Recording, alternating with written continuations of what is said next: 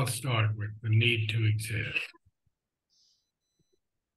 So we go back with a little bit of a recap, and we see that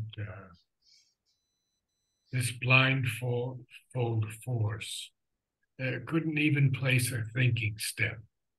And asking for light, she followed this clue of darkness. Because an inconscient power here is groping towards consciousness. And we've talked about that power. And matter, smitten by matter, glimmered to sense. And everything is kind of subliminal here.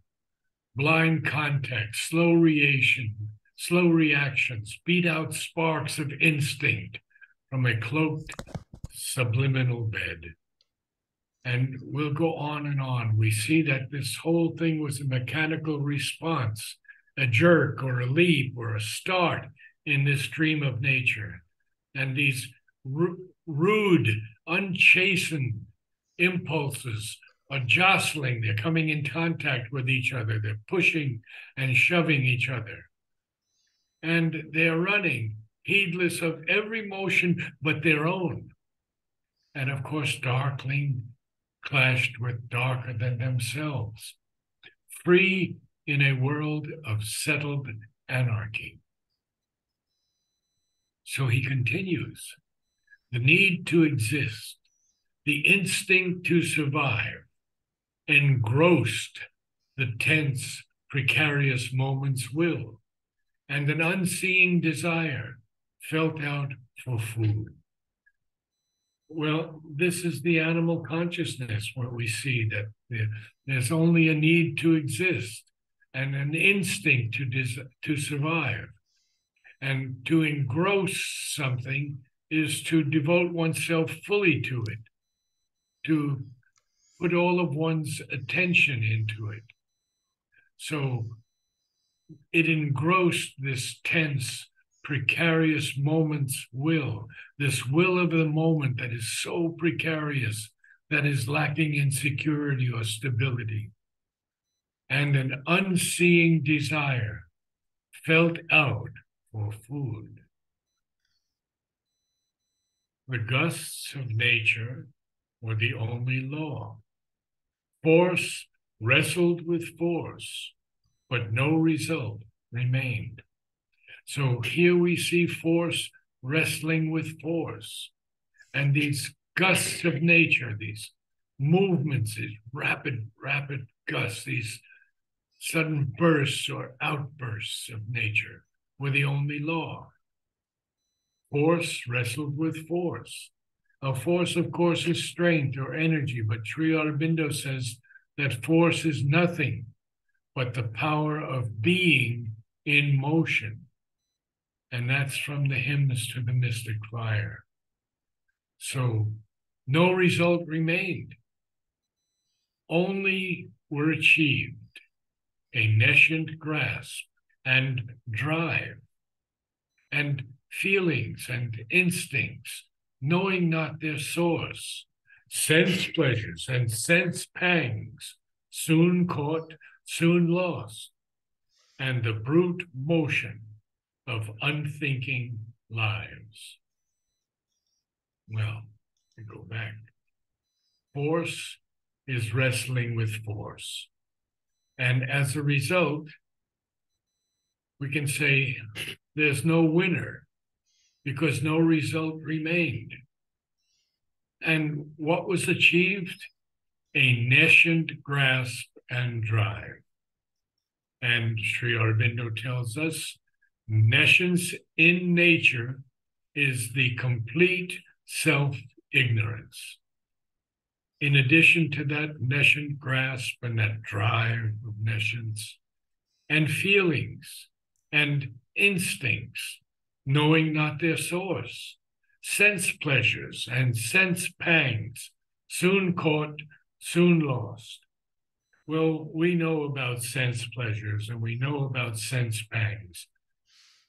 They're very quickly caught, but they're also very quickly lost. And of course, the vital always wants more. It never is satisfied. And the brute motion of unthinking lives. So in this world, this kingdom of the little life, we see that it was a vain, unnecessary world, whose will to be brought poor and sad results, and meaningless suffering, and a gray unease. Then he ends this section with, nothing seemed worth the labor to become. And so we're seeing all of these negative things happening, these instincts that don't know where their source comes from, these feelings, sense pleasures, these sense pangs, and this brute motion, this of unthinking lives. It's almost animalistic. It was a vain, unnecessary world whose will to be brought poor and sad results. But there is a will to be there, even though the results are poor and sad. And in addition to that, there was meaningless suffering and a gray unease. Nothing seemed worth the labor to become. Now, we're going to see what Ashwapati sees, what Sri Aurobindo sees.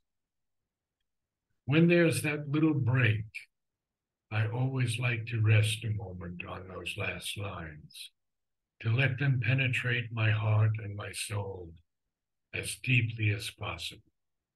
Because now Sri Aurobindo is going into a totally different vision and feeling of Ashwapati. But judge not so his spirit's wakened eye, as shines a solitary witness star that burns apart, light's lonely sentinel.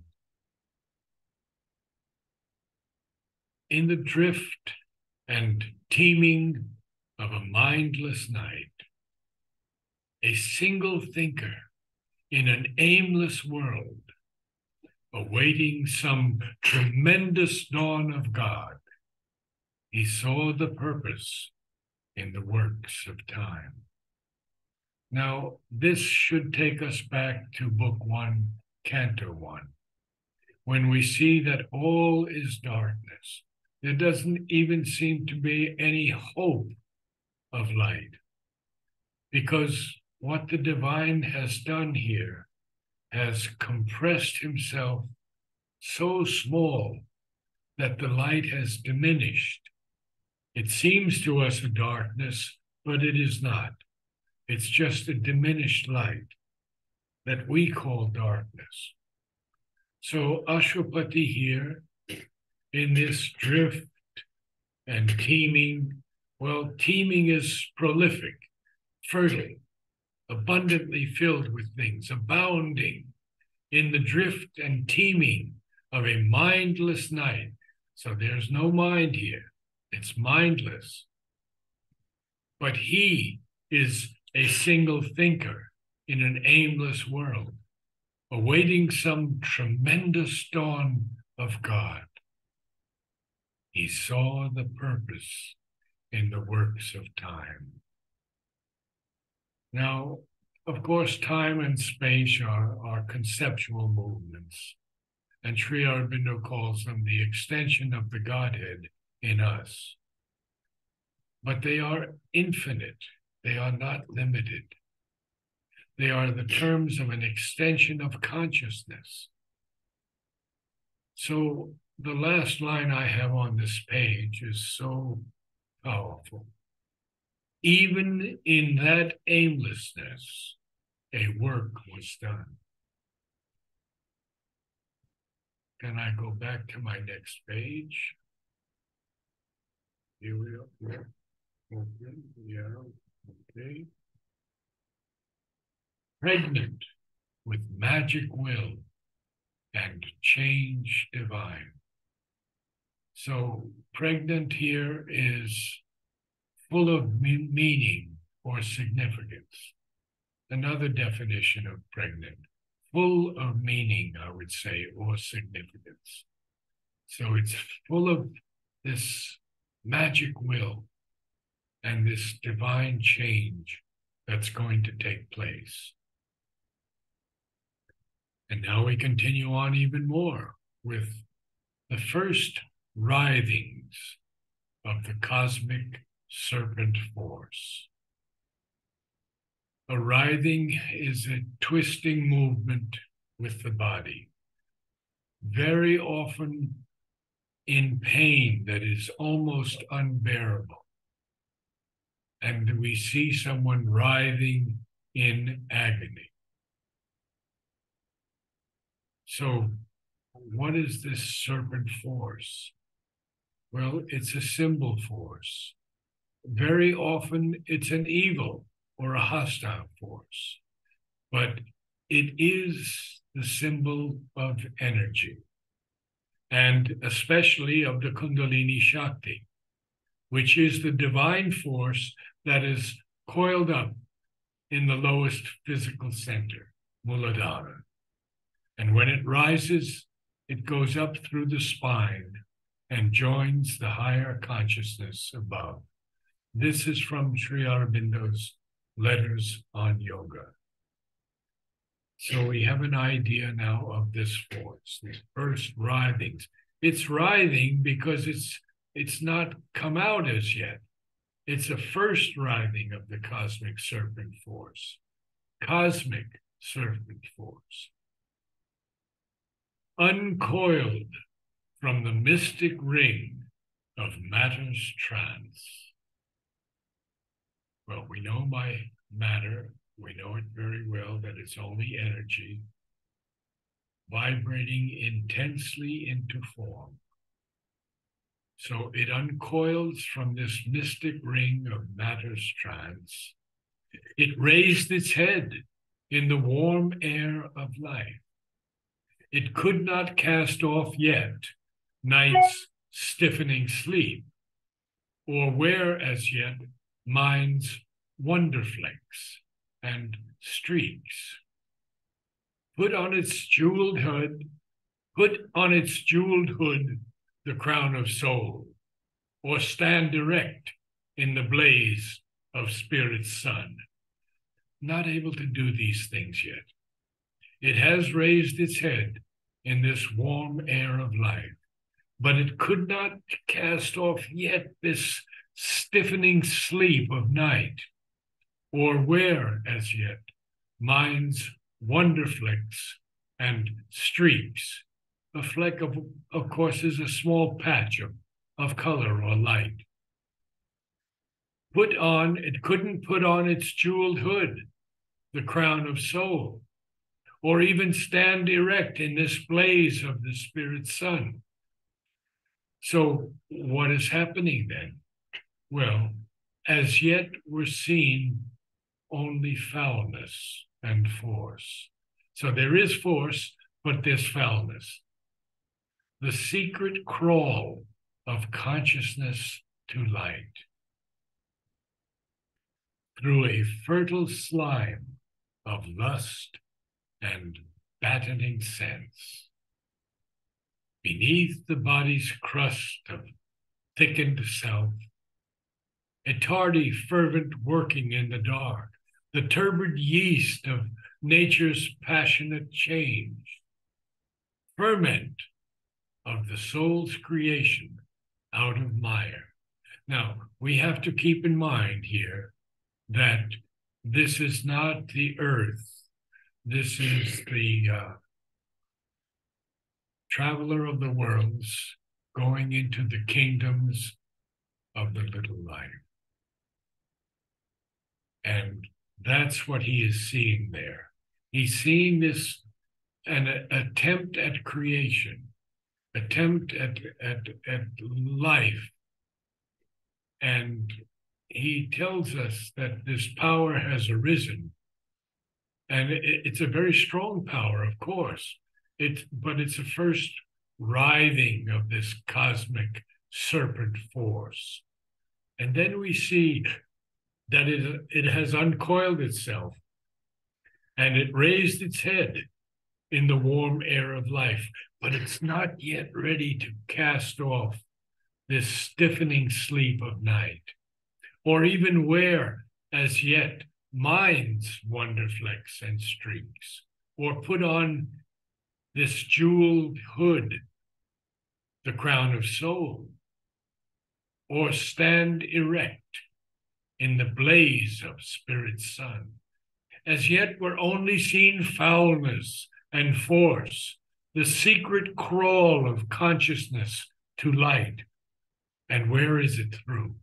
Through a fertile slime of lust and battening sense. Now, this slime here is something of a foul kind. We usually consider slime that's any ropey or viscous liquid matter, but it could also be slimy mud, slimy earth. But it's through a fertile slime of lust, because there is this lust for creation and battening sense. Battening is a very interesting word here. It's growing and thriving and prospering at someone else, at another's expense. It's growing fat, we could say, through this fertile slime of lust, beneath the body's crust of thickened self. A tardy, fervent working in the dark. And here we have fervent as a very poetic word here. Burning or glowing, heated working in the dark. The turbid yeast of nature's passionate change. Turbid yeast is unclear. It's not transparent. It's all stirred up, clouded, even opaque.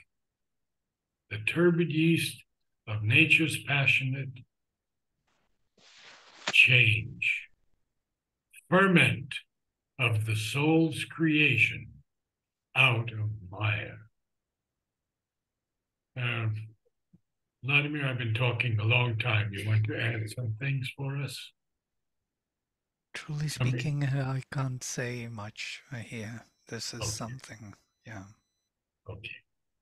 How can it carry on? A heavenly process donned this gray disguise. So to don something is to put on something. You don a new outfit, a new dress. So this heavenly process is donning this gray disguise, a fallen ignorance in its covert night, labored to achieve its dumb, unseemly work, a camouflage of the inconscious need to release the glory of God in nature's mud. You can see how this attempt is taking place on this plane of existence. This, you know, what comes to mind, Narad, is the churning of the ocean. And that churning of the ocean creates all divine things one by one. But it needs a lot of work that, you know, that dough needs a work of the divine. Yes. Clay from which everything is made. And this is often used by poets, this aspect of the molding of the clay. But there are times when it has to be chiseled out also, as Michelangelo had seen in the slabs of rock and marble. So we see this heavenly process is putting on a gray disguise. And it's a fallen ignorance in its covert night. A covert night is a concealed night. a secret night, hidden from view or knowledge. This fallen ignorance in its covert night labored to achieve its dumb, unseemly work. I once wrote to Amal Kiran about the word dumb, and he wrote to me as follows, quote, Sri Aurobindo uses the word dumb in the sense of mute, but never of stupid or lacking in intelligence. I think the latter usage is more slang than literature. So this fallen ignorance is laboring to achieve its mute, silent, unseemly work. Unseemly is something that is not in established standards of taste or proper form, something unbecoming or even indecorous in appearance or speech. So a camouflage of the inconscious need. Now, a camouflage is always some kind of concealment that alters or obscures the appearance. And we have gone through the inconscient so many times that I will go through it today. Can I ask a question? Yes.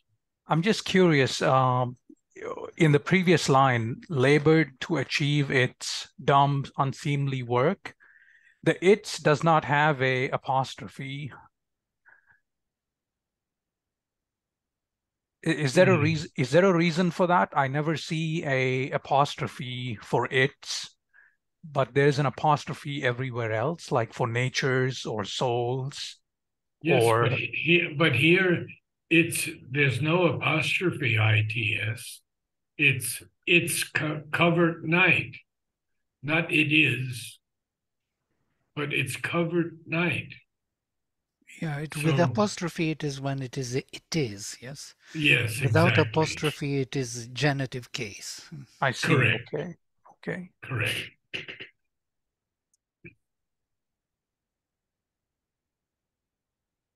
To release the glory of God in nature's mud. His sight, now this is Ashwapati's sight, spiritual in embodying orbs. So incredible word, embodying orbs. Well, orbs are eyes. So his sight is spiritual in eyes that can embody things, give a tangible body to something, a concrete form to something.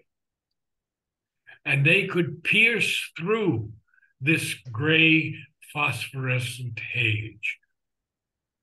His sight, spiritual in embodying orbs, could pierce through the gray phosphorescent haze and scan the secrets of the shifting flux that animates these mute and solid cells and leads the thought and longing of the flesh and the keen lust and hunger of its will. So he could pierce through this gray. Sri Aurobindo often uses the word gray, phosphorescent haze.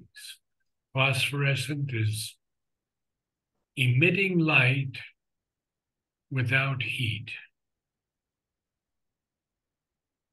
And scan the secrets of the shifting flux. The flux is a constant or frequent change. It can be a flowing or a flow. And it is also used with reference to other forms of matter and energy that can be regarded as flowing, such as radiant energy or particles. So it's an interesting, fascinating one. And scan the secrets of the shifting flux. The shifting flux, it's always moving. So we almost have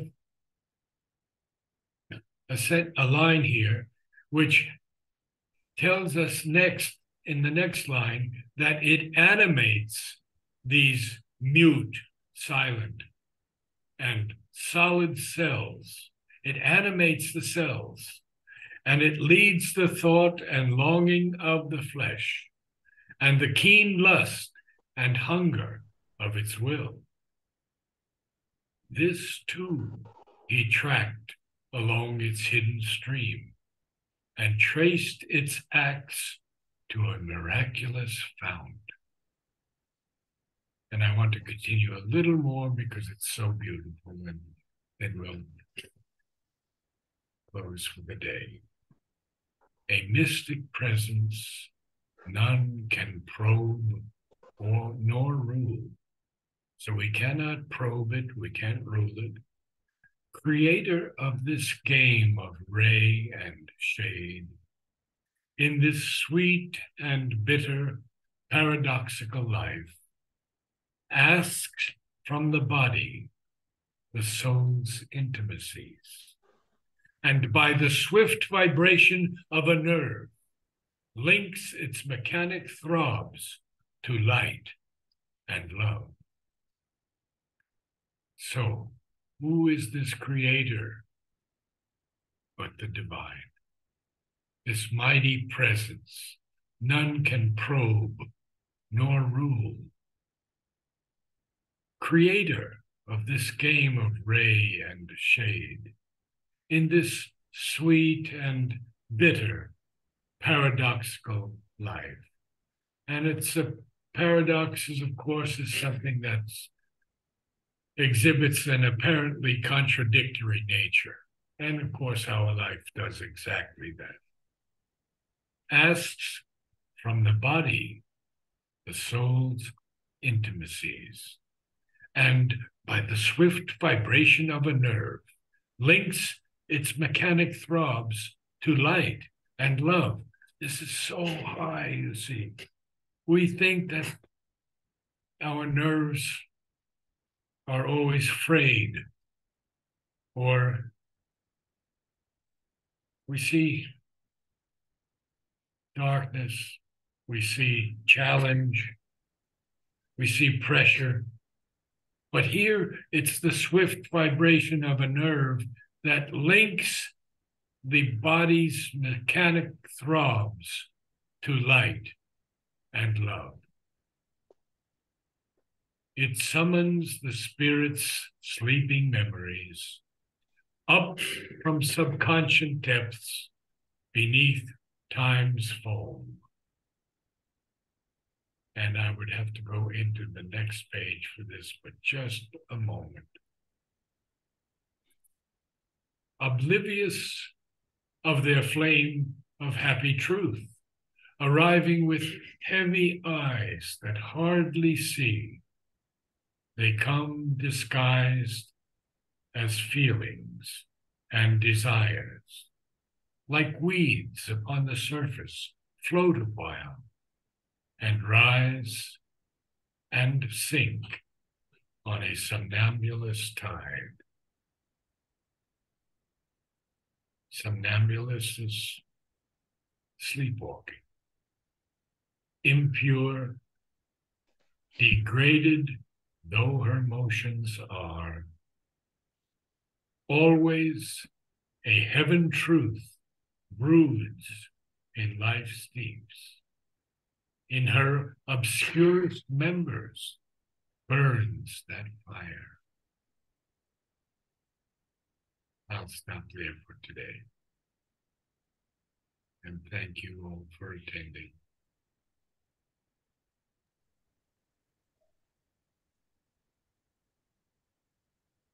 Thank you, Namaste. Namaste. Okay, namaste. Namaste. Namaste. Thank you. Quite a wonderful session. We've learned so much. Yeah. Any questions?